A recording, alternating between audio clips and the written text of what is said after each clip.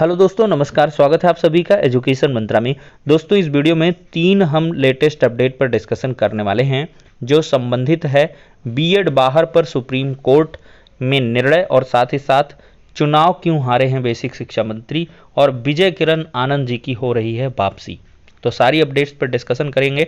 तो चलिए दोस्तों, वीडियो को स्टार्ट करते हैं। सबसे पहले एक जो सबसे गर्म मुद्दा है प्राथमिक शिक्षक भर्ती से बीएड बाहर का, उसके संबंध में सुप्रीम कोर्ट ने आज की डेट में नोटिस जारी किया है। तो सबसे पहले उस पर ओवरव्यू करते हैं दोस्तों, लेकिन इसके पहले हम थोड़ा सा इसका बैकग्राउंड आपको बता देते हैं। दोस्तों, बीएड बनाम बीएसटीसी, ये विवाद राजस्थान का है और राजस्थान की जो प्रचलित भर्ती है रीट, वो पूरे देश में है और उत्तर प्रदेश के बहुत सारे कैंडिडेट्स ने रीट में आवेदन कर रखा था। तो रीट के लेवल 1 से बीएड अभ्यर्थियों को बाहर कर दिया गया, सिर्फ और सिर्फ बीएसटीसी को मौका दिया गया।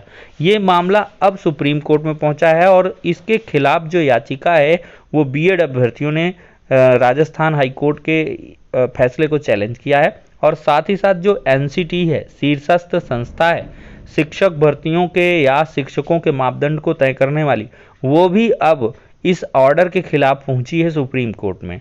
तो सारी पिटीशंस को बंच करते हुए एक साथ इस मैटर की सुनवाई आपको कल की डेट में देखने के लिए मिलेगी। ये देख सकते हैं Devesh Sharma versus union of India.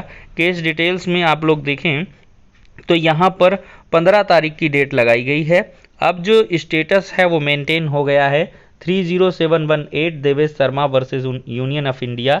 देख सकते हैं यहाँ पर है 15 मार्च 2022 की date. Honourable justice Vineet Saran और ऑनरेबल जस्टिस अनिरुद्ध बोस जी की बेंच में है। सीरियल नंबर 11 पर यह मामला लगा हुआ है। तो इसकी सुनवाई आपको 11-12 बजे के मध्य देखने के लिए मिल जाएगी। काफ़ी पहले केस लगा है सीरियल नंबर 11 में और ऐसी उम्मीद जताई जा रही है कि कल की डेट में यहाँ पर एक बड़ा निर्णय सुप्रीम कोर्ट से देखने के लिए मिल सकता है। तो दोस्तों, जो जैसी अपडेट निकल के आएगी आप सभी को हम प्रोवाइड करेंगे। पिछली सुनवाई में एक लंबी डेट मांगी जा रही थी, लेकिन लंबी डेट नहीं मिली और इसको सुप्रीम कोर्ट बहुत जल्द निपटाने के मूड में है। तो देखते हैं, निर्णय कल की डेट में ही आ सकता है और बीएड बीएसटीसी का जो विवाद है या बीएड बीटीसी का, डीएलएड का, वो सब तामझाम यहाँ पे कल से समाप्त हो सकता है और उम्मीद करेंगे कि कल इसमें निर्णय आए और जो नज़ीर बने, चूंकि सुप्रीम कोर्ट से बाद फिर रिव्यू पिटीशन, क्यूरेटिव पिटीशन, इस प्रकार की तमाम सारी चीज़ें होती रहती हैं, लेकिन वो कोई मतलब नहीं रह जाता है। जो फाइनल डिसीजन वर्डिक्ट होगा वही समझ लीजिए फिर फाइनली एग्जीक्यूट होगा पूरे देश में। तो ये हो जाती है बीएड और बीएसटीसी विवाद की बात। अब दोस्तों, हम एक सबसे बड़े मुद्दे पर चर्चा करने वाले हैं, वो ये है कि आखिरकार बेसिक शिक्षा मंत्री जी सतीश द्विवेदी जी क्यों हारे हैं चुनाव। चूंकि एक बड़ी करारी हार यहाँ पर बेसिक शिक्षा मंत्री जी को मिली है और इसके पीछे के बहुत सारे कारण हैं। देखिए, उत्तर प्रदेश में बीजेपी की ऐसी लहर चली कि समाजवादी पार्टी के अलावा सभी दल हवा हो गए। क्या कांग्रेस, क्या बीएसपी, योगी की सुनामी ने सबको पानी पानी कर दिया। अगर देखा जाए तो प्रचंड विजय में बीजेपी के कुछ दिग्गज अपनी साख मिट्टी में मिलने से भी नहीं बचा पाए। ऐसे नेताओं में एक हैं सतीश द्विवेदी। पहली सरकार में बेसिक शिक्षा मंत्री थे। सिद्धार्थनगर की इटवा सीट से चुनाव मैदान में थे, चुनाव हार गए। समाजवादी पार्टी के प्रत्याशी ने द्विवेदी को हरा दिया। गनीमत इस बात की रही कि सतीश द्विवेदी की जमानत जो है वो जब्त नहीं हुई। आखिरकार ऐसा क्यों हुआ है? तो दोस्तों, यहाँ पर सतीश द्विवेदी पर आरोप लगा है कि उन्होंने अपने भाई को ईडब्ल्यूएस कोटे से असिस्टेंट प्रोफेसर की नौकरी दिलवा दी। मई 21 में जब द्विवेदी का भाई अरुण द्विवेदी सिद्धार्थ विश्वविद्यालय में ईडब्ल्यूएस कोटे से असिस्टेंट प्रोफेसर बता तो सोशल मीडिया पर खूब बवाल हुआ। अंदर ही अंदर खबर यह आई कि योगी भी इसमें खुश नहीं थे। बड़े विवाद को सतीश द्विवेदी के भाई ने नौकरी से इस्तीफा देकर निपटाया। ताली थाली बजाकर मांगी थी नौकरी। देखिए, बेसिक शिक्षा मंत्री यूपी के प्रदेश के नौजवानों में सबसे ज़्यादा आक्रोश मंत्री विभाग के प्रति था। लखनऊ का इको गार्डन इसका जीवंत सबूत था। शिक्षक भर्ती में गड़बड़ियों को लेकर हजारों की संख्या में नौजवानों ने लखनऊ में डेरा डाल दिया। धीरे धीरे बेरोजगारों का आंदोलन प्रयागराज पहुंच गया, जहां दिसंबर जनवरी में महीनों हजारों की संख्या में बेरोजगारों ने बेसिक शिक्षा विभाग के खिलाफ प्रदर्शन किया।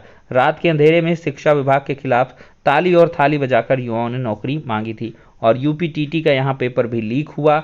अगर देखा जाए तो 28 नवंबर को पेपर होने वाला था, लेकिन लीक हो गया। इसका भी गुस्सा युवाओं पर था और वो फूटा है। और द्विवेदी अगर देखा जाए 23 जनवरी 2022 को यूपीटीटी और 27 फरवरी को रिजल्ट का वादा सतीश द्विवेदी के बेसिक शिक्षा विभाग ने किया, लेकिन आज 13 मार्च 22 तक टीटी का जो रिजल्ट है वो नहीं आ पाया। अब दोस्तों यहाँ पर सबसे एक बड़ा कारण शिक्षक भर्ती में आरक्षण घोटाला और वादा खिलाफी का जो आरोप है वो सतीश द्विवेदी पर लगा, वो चुनाव में बड़ा फैक्टर बना। अभ्यर्थी कहते हैं कि आरक्षण में घोटाला हुआ, लेकिन बेसिक शिक्षा विभाग इनकार करता रहा। 24 दिसंबर 21 की शाम को द्विवेदी ने मीडिया के सामने आते हुए स्वीकार किया कि आरक्षण में विसंगति हुई और उनको दूर करने का फैसला लिया। 24 दिसंबर को द्विवेदी ने शिक्षक भर्ती अभ्यर्थियों से वादा किया कि 17,000 पदों पर भर्ती के लिए काउंसलिंग की जाएगी। पूरी प्रक्रिया 6 जनवरी 22 तक पूरी कर लेंगे।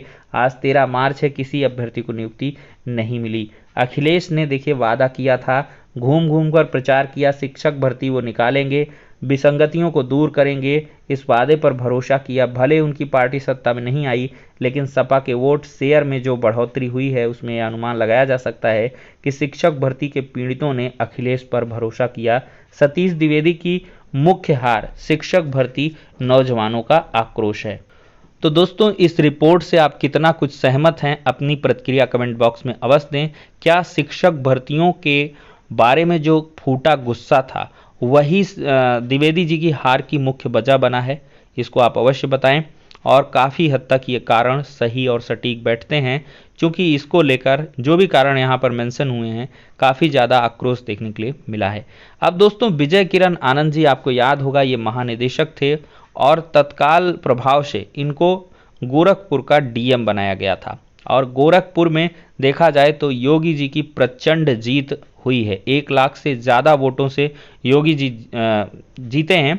लॉ एंड ऑर्डर वहाँ पर इन्होंने मेंटेन किया, काफ़ी अच्छे से चुनाव को संपन्न किया। तो ऐसे में शायद उनका कार्य पूर्ण हो चुका है और अब इनकी पुनः वापसी हो रही है महानिदेशक के पद पर। आज के समाचार पत्रों में ये काफ़ी चर्चा का विषय रहा है। देख सकते हैं विजय किरण आनंद होंगे बेसिक शिक्षा निदेशक। बेसिक शिक्षा विभाग में एक बार फिर बड़ा बदलाव शीघ्र होने जा रहा है। गोरखपुर के डीएम विजय किरण आनंद को फिर से बेसिक शिक्षा विभाग का महानिदेशक बनाए जाने की तैयारियां शासन स्तर पर तेजी से शुरू हो गई हैं। इसको लेकर बेसिक शिक्षा परिषद प्रयागराज में तैयारियां शुरू हो गई हैं। संभावना है कि होली के बाद किसी भी दिन विजय किरण आनंद को बेसिक शिक्षा विभाग का महानिदेशक बनाया जा सकता है। तो ये एक बहुत बड़ी अपडेट है विजय किरण आनंद जी की। अगर हम बात करें तो उन्होंने बेसिक शिक्षा विभाग में बहुत सारे नवाचारी परिवर्तन किए हैं और जिनका प्रभाव ये पड़ा है कि बेसिक शिक्षा एक नए कलेवर में दिखाई पड़ रही है और इसको लेकर योगी जी काफ़ी प्रसन्न भी दिखाई दिए हैं, क्योंकि इसका ज़्यादातर अगर मुख्य बिंदु में श्रेय देखा जाए तो विजय किरण आनंद जी का रहा है। तो फिलहाल के लिए दोस्तों इस वीडियो में इतना ही, नेक्स्ट में मिलते हैं।